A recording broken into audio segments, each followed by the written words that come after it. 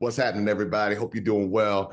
We have a special guest today. You can see his face. You know his face. You've seen him all over the social media streets. I have heard his name so many times.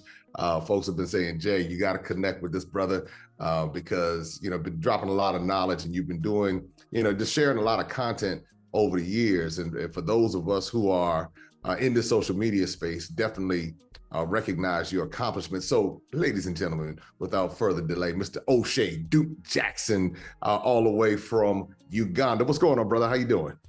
I'm glad to be here. Thank you for having me. You said more nice things than my mother has said about me in the last year. So, my mother said the same way. No, she don't say that much until Christmas come around. But thank you so much for having me.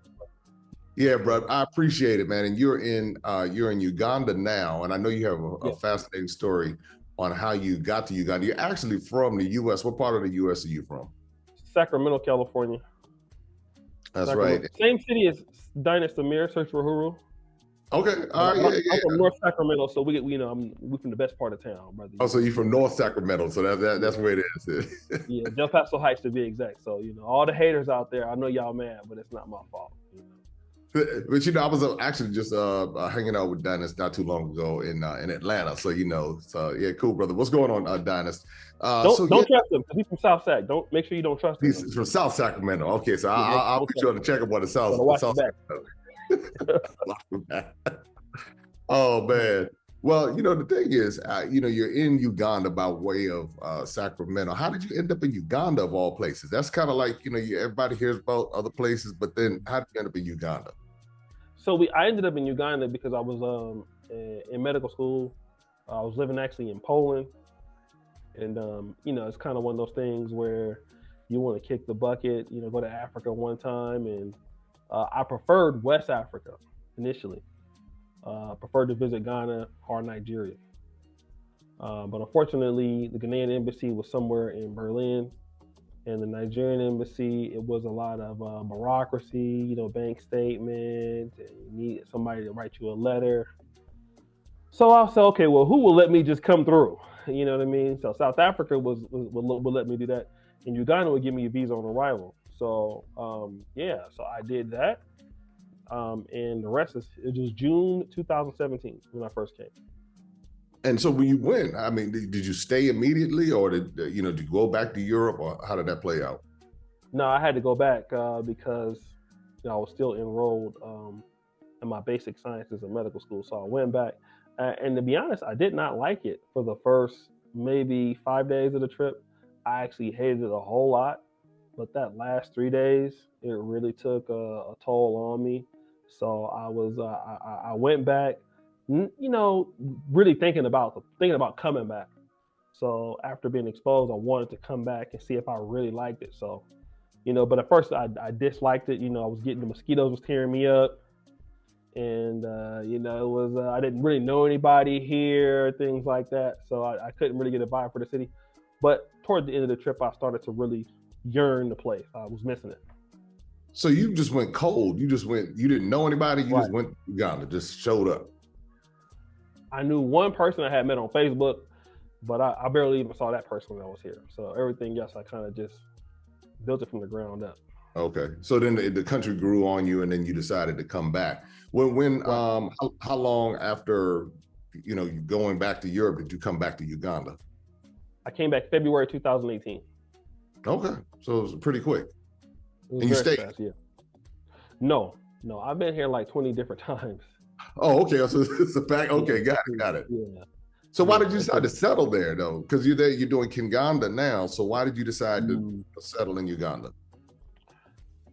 That's a good question. So I ended up meeting Walter Meyer for the first time in 2018, August, September, somewhere around that time. Him, me, Dr. Mubi hung out in Nairobi. So I got a chance to see Nairobi. I got a chance to see South Africa before I came back. So I think I went to South Africa maybe a little bit later that year.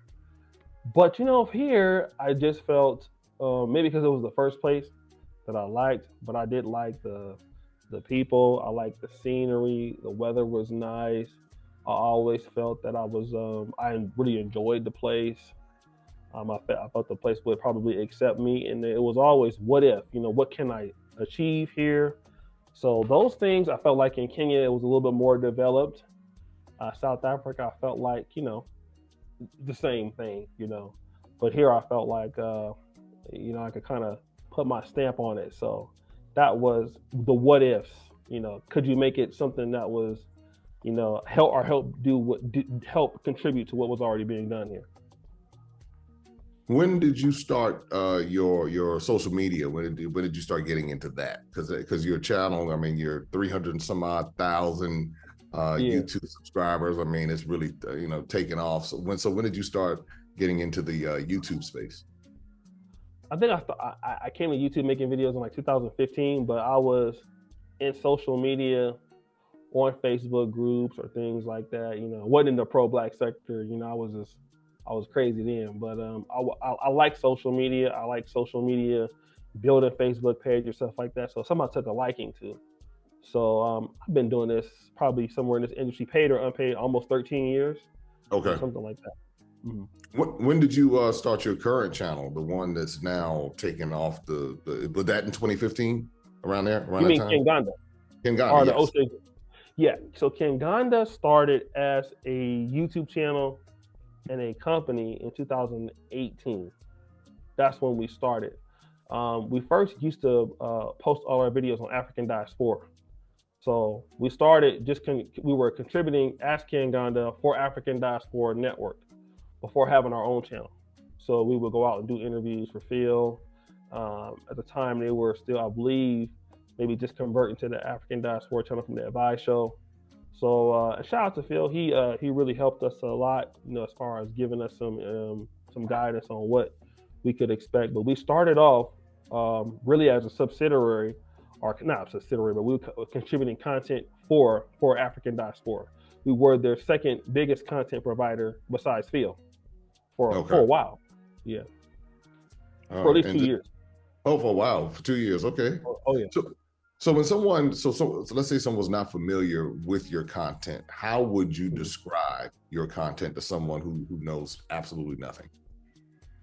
Well, I think Kinganda, it has changed over the years, but I think the one consistent thing is bridging the gap, very similar to what you do, from the African diaspora to, let's say, those of us in the old diaspora, African Americans, Black British, Black Caribbeans, even Ugandans who have went abroad. So it went from kind of telling my story or African American story to telling everybody's story.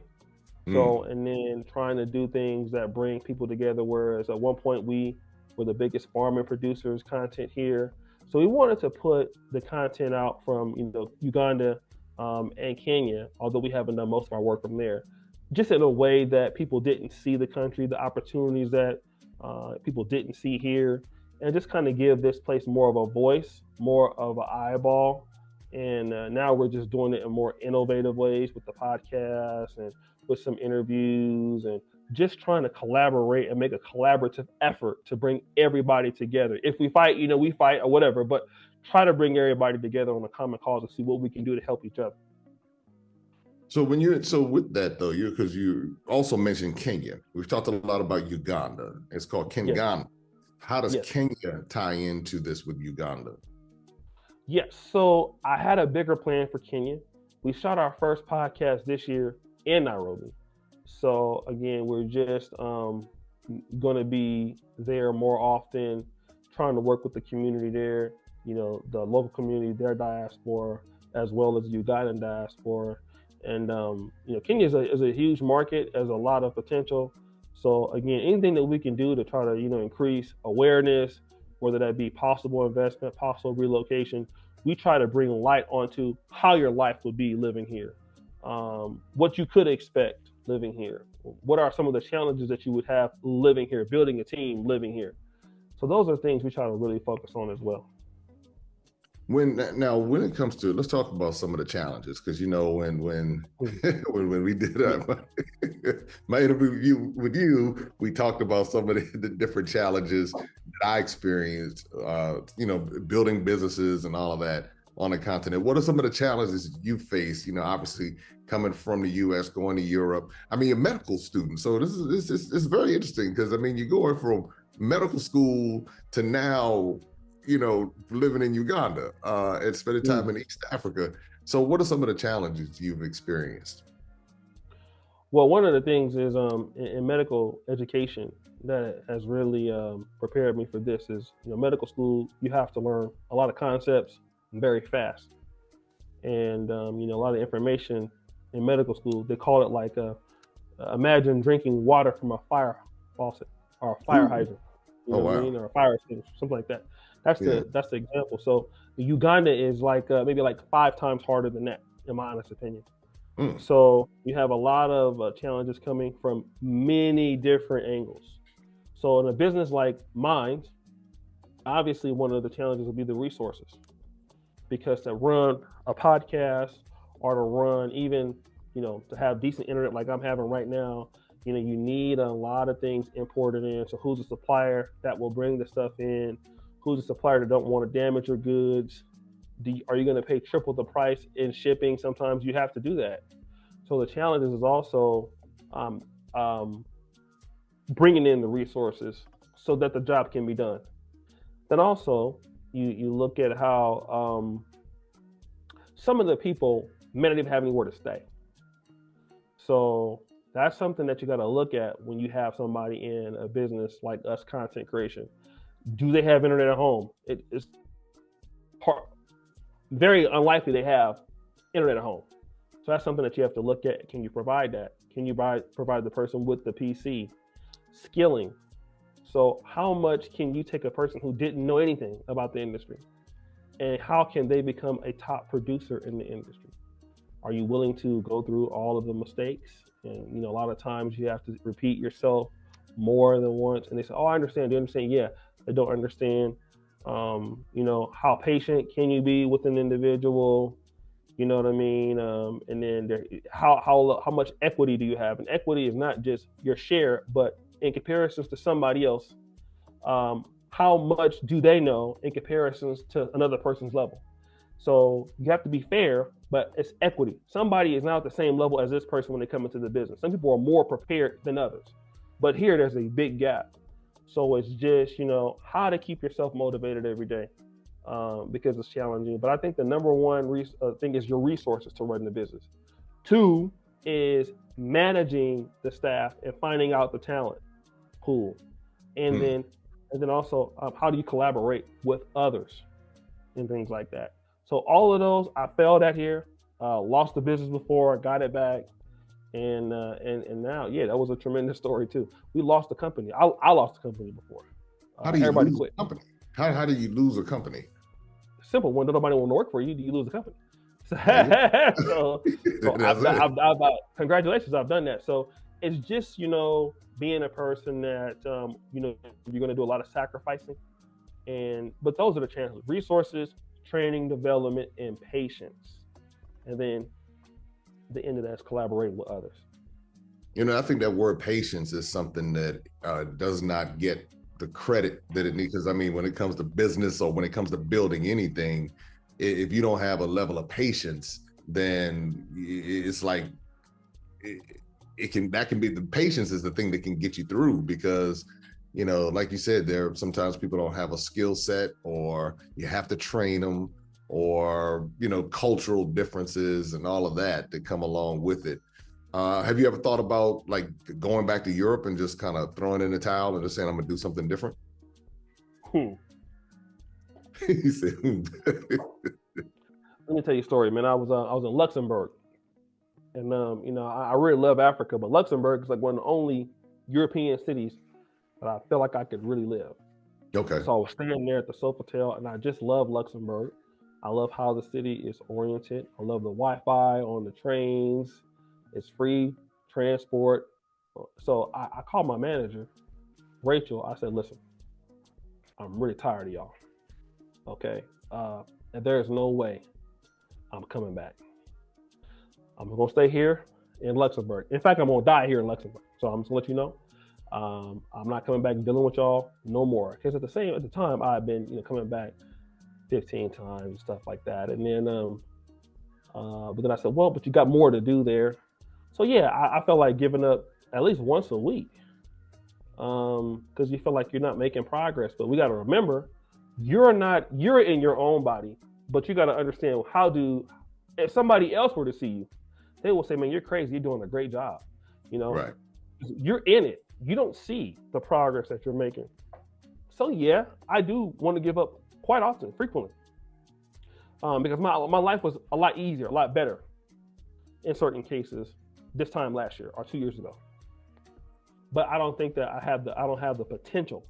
Like, I wouldn't be on the Zoom with you if I had quit 2 years ago. You wouldn't know me, if that makes sense. No, I get it. And that's part of the patience you talk about, because there's even being patient with your experience and being patient with yourself, and kind of knowing that if I hang in there. And then, I mean, you work with Phil and you work with others, and you see how like, with Walter Maya and how they just kind of stuck it out. And, because I think in his case, he just took off 1 year. I think 2021, I think his channel just went from 400,000 to 1 million or something. It was something, but if he had quit, then he wouldn't have realized it. So I think that you having those people around you as well, definitely play a part, or you at least have their example. With those challenges, where do you see your platforms and your businesses in the next few years? Where would you like for them to do or continue to evolve into? Okay, let me also, before I get into that, I want to talk about one thing that I made a lot of mistakes even this year, and that is trying to move too fast, trying to be too opportunistic. And I have lost, I don't know, thousands of dollars, instead of focusing on what I can do or what I know how to do. Sometimes I find myself with something that's a lateral thing. So let's say, for example, me creating the podcast, but I have opportunity to create an advertisement for a winery brand, and I take an opportunity to do it for free. And then, and I had that happen before where we did something like that and we ended up getting kicked out of the place because the brand manager didn't tell the person that we were there. And so I embarrassed myself. You know what I mean? And instead of telling the person, no, I have my own things, me trying to push something that wasn't there. And instead of letting the developing things come to me, instead of proving my value and what I can get more leverage for myself in the new market. And I'm trying to force myself into something that really isn't there, but now I'm taking too much of a risk. And again, sometimes it can work and a lot of times it don't. But I've lost a lot of money instead of focusing on what I can do and then letting it develop for myself and try to push in something that isn't there. And even if I really could execute it, I'm still not going to be in a different position because I don't have that much leveraging and I don't have that much bargaining power anyway. So I would just probably end up being used repetitively.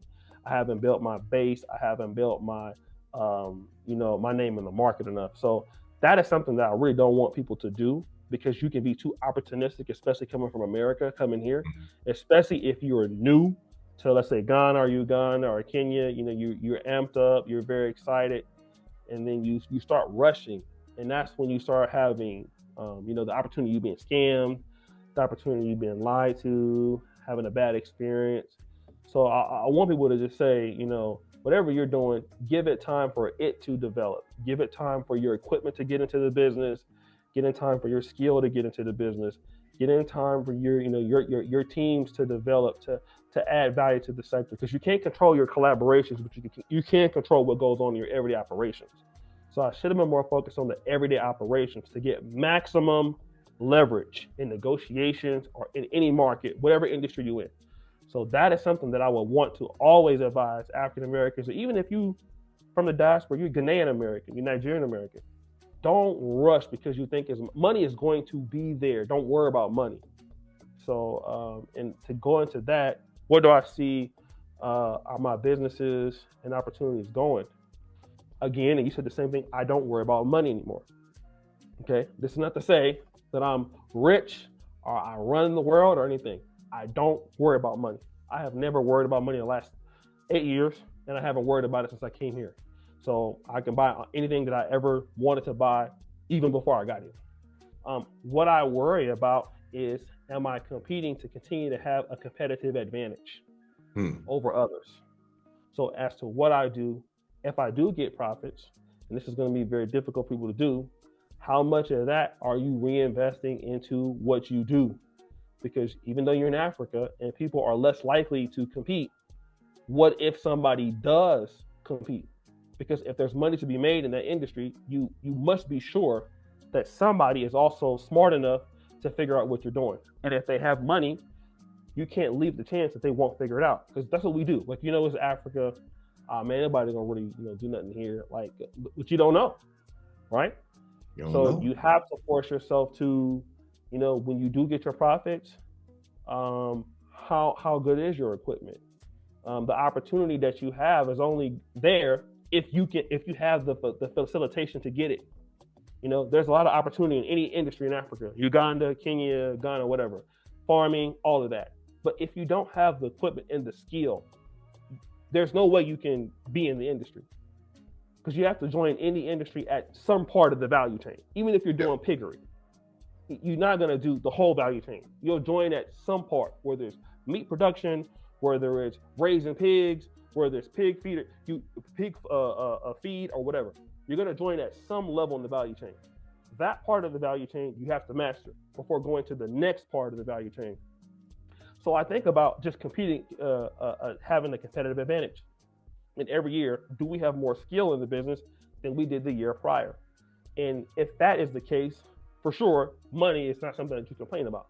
I'll never worry about money. Once you start worrying about money, you're not going to be good. Yeah. No. So opportunity is there. And so with that, and you see, you're obviously continuing to grow your businesses. Where do you see? Because you talked about this market, and you talked about Africa and more people coming. Because a lot of times people aren't even thinking about Africa as far as business opportunities. And the more that we're talking about it, the more we put it out there, obviously more and more people are going to say, hey, there's an opportunity for me there. Where do you see this trend of people from the U.S., the African diaspora in the U.S. or UK or Caribbean? Where do you see that trend going over the coming years? Do you think more people will start venturing into the continental African space, or do you think they have the skin to stick enough to endure all that comes with this space? Where do you see it going? I don't know. I can tell you that I believe with people like yourself and Wood and Maya and others, one thing for sure I can guarantee that visits to Africa will be more. That is something certain. I'm certain of. I'm certain that you will get more visitation to Africa. Whether or not you're going to get relocation to Africa is something I cannot predict, because that depends on good governance. And now I was listening to Dr. Harnett. I don't know if you've ever heard of her before. Oh yeah. Rhonda. Yeah. And she was talking about one of the biggest industries that she predicted that would happen in Africa is repatriation services. Okay. So, but also the repatriation services, and we have people that are in certain elements of the city, whether that is, you have people that are counseling for that. You see certain centers happening in Tanzania. I don't know to what level, how proficient people are, but what I can tell you is that there needs to be more knowledge from these investment authorities that money can be protected. I think that it's also something that the business community in the local society has to want and desire, not even only for us as those who are from the old diaspora, African Americans, Caribbeans, and Black British, but what about those people who are just in the diaspora from these certain countries? It's very difficult for them. We talked about the land issues that you have in a lot of these countries, and so the African governments in bureaucracies have to be concerned about this, and that I cannot dictate. I can tell you, places like Rwanda are getting it right, and you're seeing Kenya taking steps. But I think that the governments have to want this, and we also have to want it where we're not, belaboring our positions on locals. I think it has to also be where we're developing that talent, so they can become their own people, their own stuff in the business, and contribute as much as we are contributing. That's also something in the diaspora that we need to be concerned about, because we don't want this to become, Liberia all over again, Right, or us right. against them, because that's very easy to see. And I have that fear.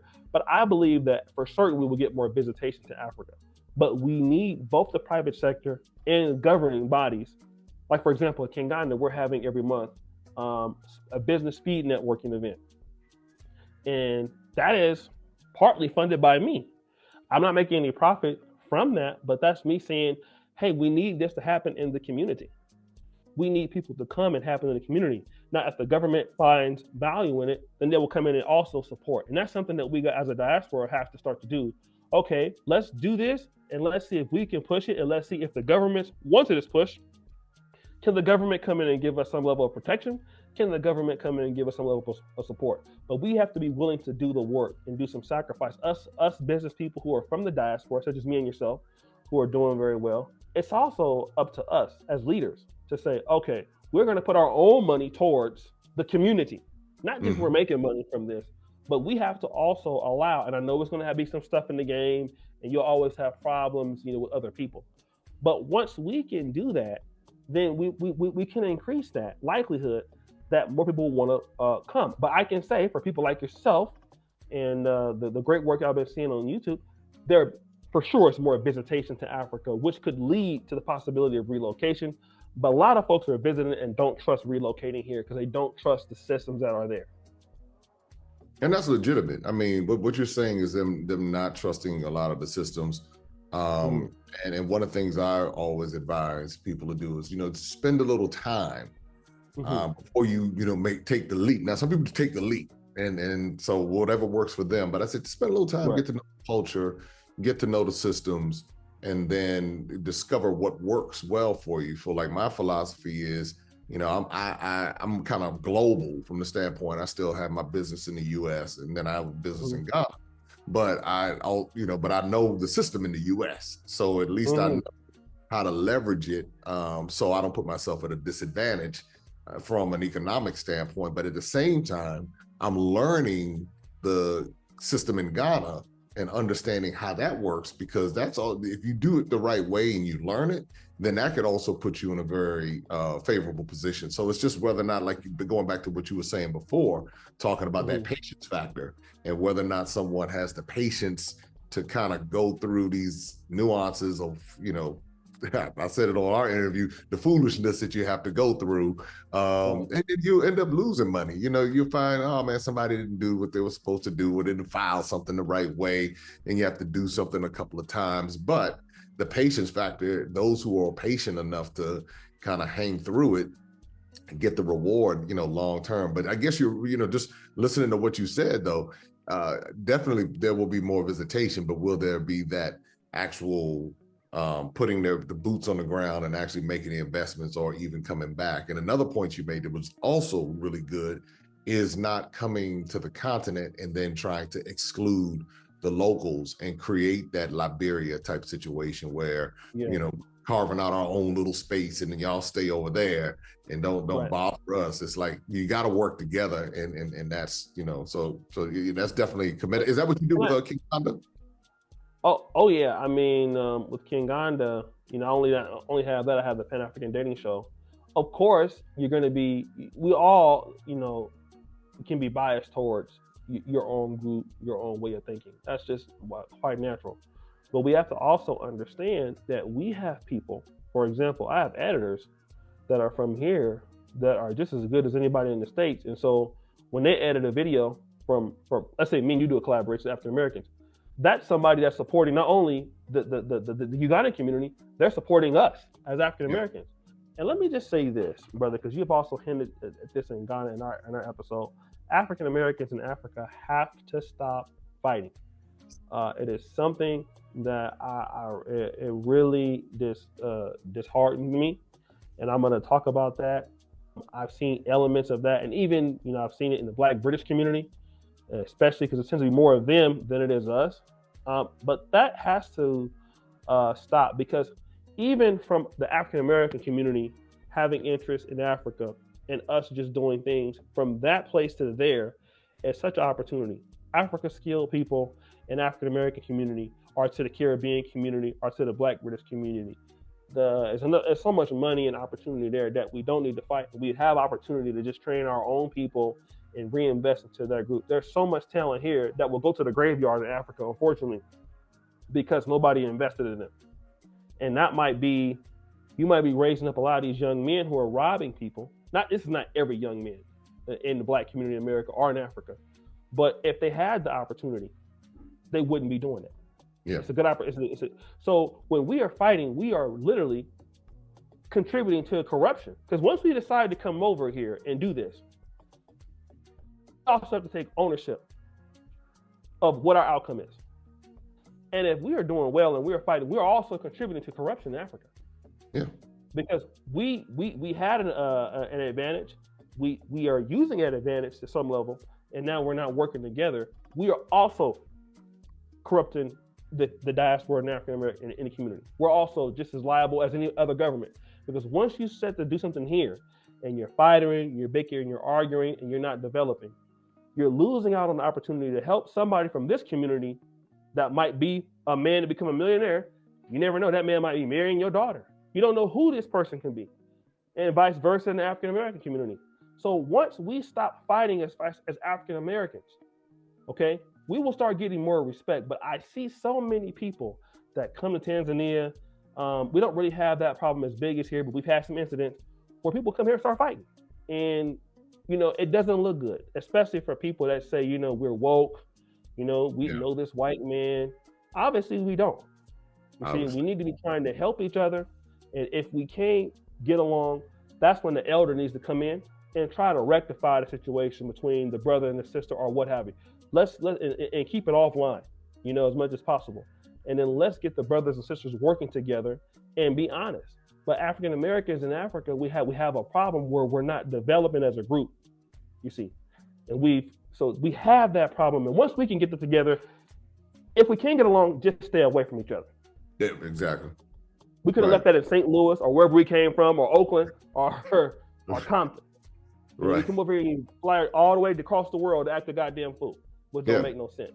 So once we stop doing that, because we have so much potential, we will really be on fire. And then they will be also, their talent, the group has infighting. But once we stop that, it's an unstoppable force. Ain't nothing gonna be better than this.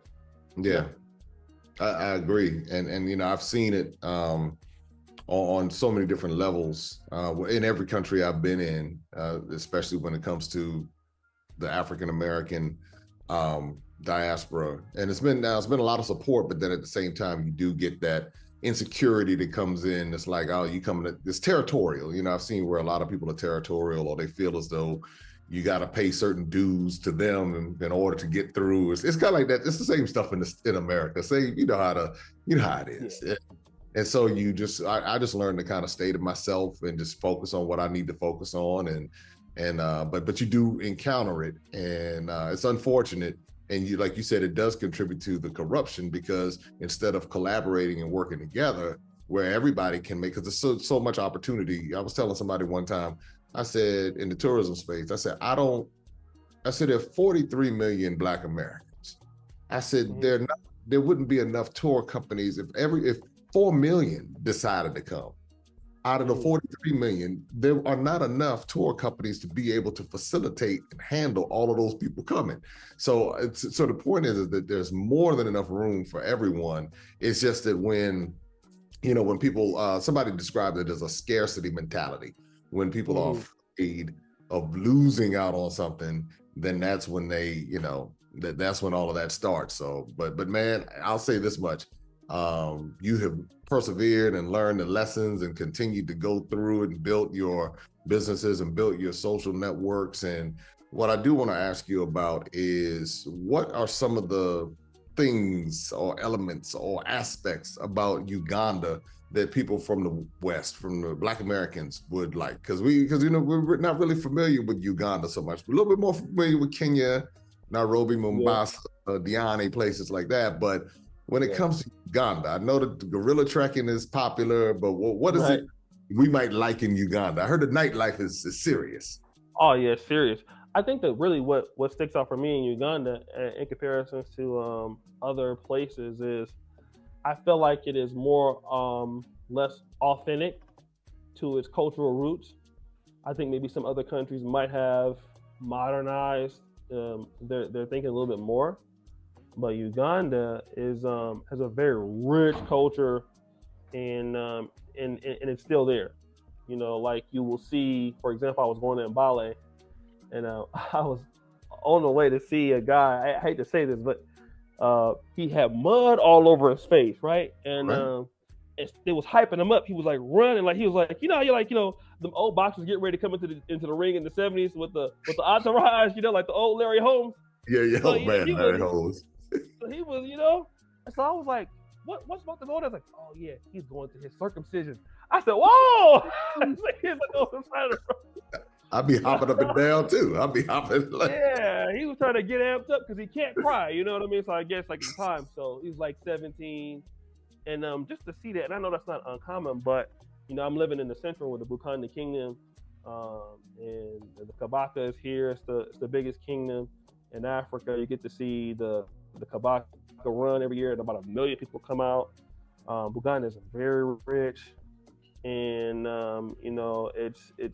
it's very authentic. Like for example, I was in Nairobi, and you will find a lot of the youth cannot speak Kikuyu, but you cannot find many people in the central that cannot speak Luganda. Because in Nairobi everybody speaks Swahili, but mostly 98% for somebody from Uganda can speak Luganda, and you just go and look at the Uganda movies. I can't understand what they're saying. So it's good. The food is good. The people are nice. The weather is the best I've ever seen in my life. So that goes around. And I think there's some similarities between the African cultures that you might see anywhere else, because they're pretty much, there's a lot of it's not equality, but I would say similarities. Got it. But a lot of people from the African American community, you're gonna come here, and especially some of the brothers out here, I'm just gonna be real, they don't like the ladies and stuff like that. Okay. Yeah, they're gonna like, also if you're into farming, how easily things grows. You get a lot of food for cheap, a lot. In Nairobi the food is okay, but in Uganda, man, you get like a lot. Okay. Oh my God, yeah. And so between the ladies and the food, the brother's gonna be all right. That's how that. Yeah, man. Yeah. I have a brother that came here last year. He up there in Yege. The government said don't go. He got his ass up there partying anyway. So yeah, between that, and I think that a lot of the traditional stuff that goes on here with many of the tribes that you can get a part of, like they have like Buchiga Nation. There's Luo Festival. The Luo's also here in Uganda. So there's a Nilotic connection, which is, Nilots are also part of Luos, and they're in South Sudan, Tanzania, Kenya, Choli people. So they have a lot of tradition here, a lot of traditional festivals here. It's really big here.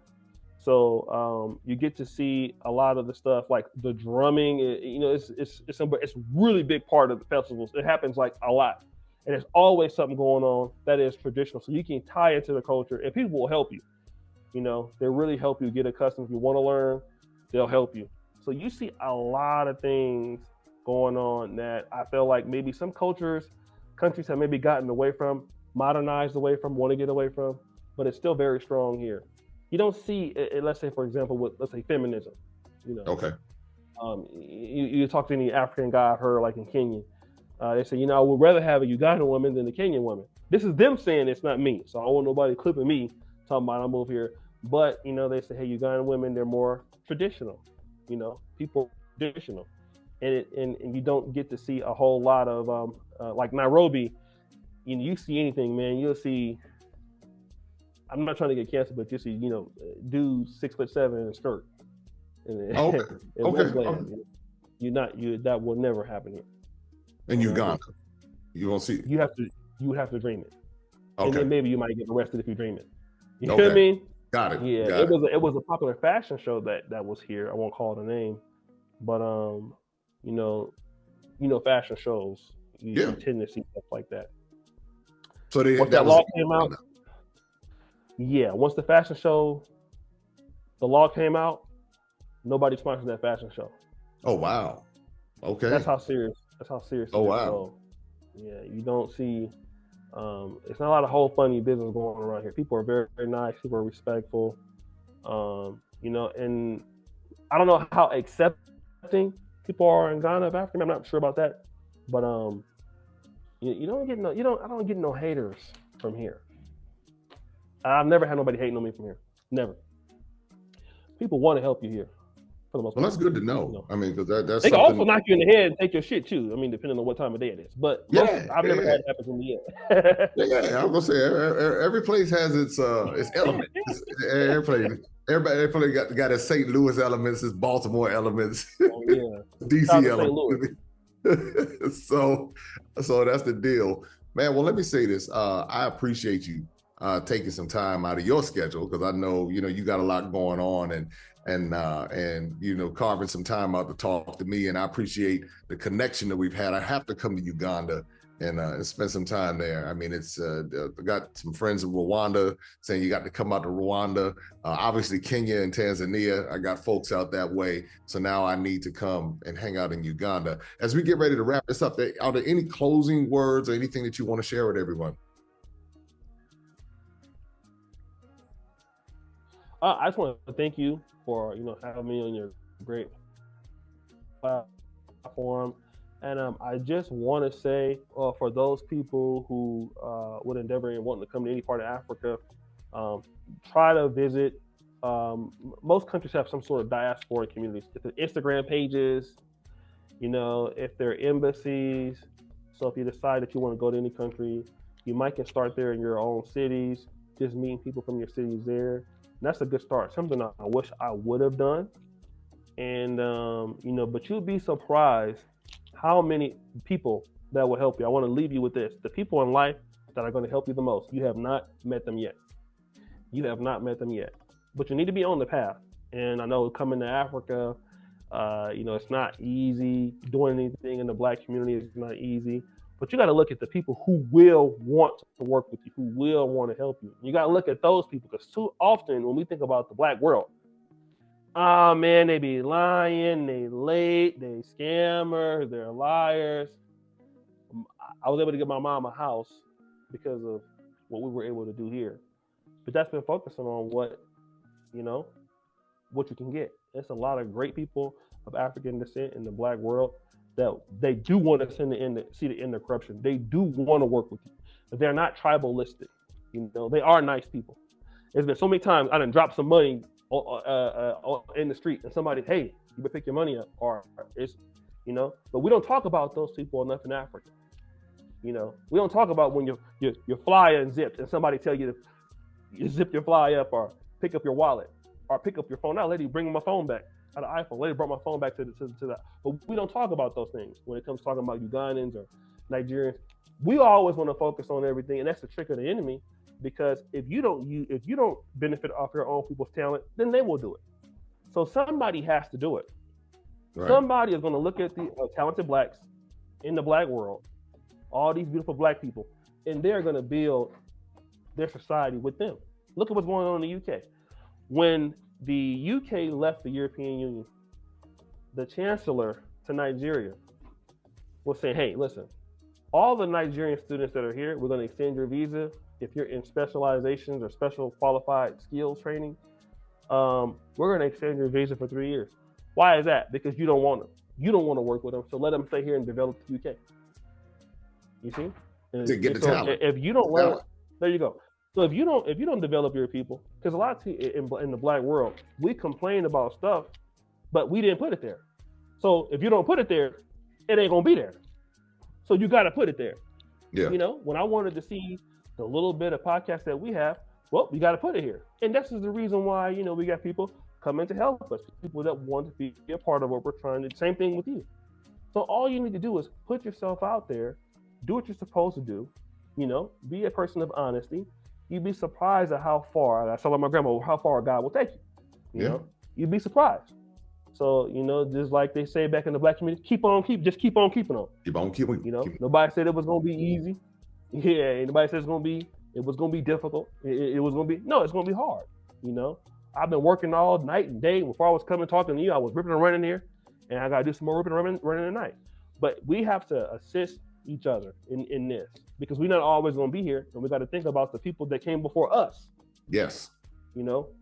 If we thought like they did, we'd be further. But if they thought like us, we would never have been here, because in our generation, our time, we haven't done nothing in comparison to what the people did before when we came, which is a shame. So I think that it's our duty for those of them that do want to come to Africa, if we can set up situations, even if we don't have all of the funding to do things to help people, the money will come in if we can show people that we're doing it the right way. People will help you. So we got to stop thinking about always, let's do things for the community and watch the community develop. Let these people come in here and develop us, and we all will make it better. That's all we got to do. We didn't say we wasn't gonna fight. Didn't say we wasn't gonna be arguing and curse people out, because we're gonna do that. Yeah. But after that, you bring the elder in, tell him to go to this corner and tell the other to go to that corner, come and apologize, and there it go. We need more leadership in the diaspora too. We need somebody to come in and mitigate these circumstances that's gonna happen between people here.